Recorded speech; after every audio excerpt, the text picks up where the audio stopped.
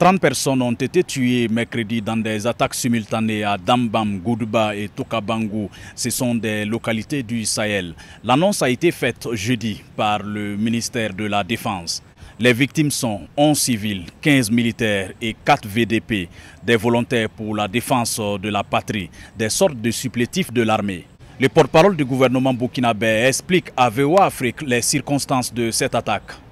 Nous avons encore, une fois de plus, été victimes d'une attaque barbare dans la commune de Marcoy. Donc, des groupes terroristes s'en sont pris à des populations civiles, donc tuant certains d'entre eux. Donc, nos forces de défense et de sécurité et les volontaires pour la défense de la patrie, donc dans une mission de secours et de sauvetage, ont dû donc tomber aussi dans une embuscade de ces terroristes. Nous avons perdu des soldats, aussi ces volontaires pour la défense de la patrie. Nos forces de défense ont opposé farouchement donc une résistance et ont pu neutraliser une dizaine de terroristes. Le gouvernement salue le courage et l'engagement des forces de défense et de sécurité, des volontaires pour la défense de la patrie. Cette attaque est significative et symbolique pour le pays en ces jours 5 août.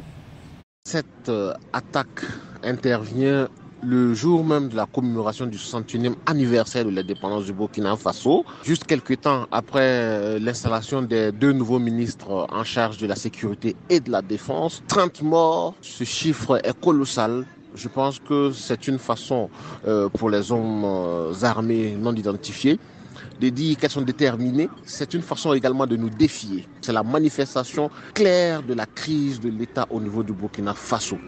Aussi dans l'attaque, un militaire a été blessé et plus d'une dizaine de terroristes neutralisés selon le gouvernement. Lamine Traoré pour VOA Afrique, Ouagadougou.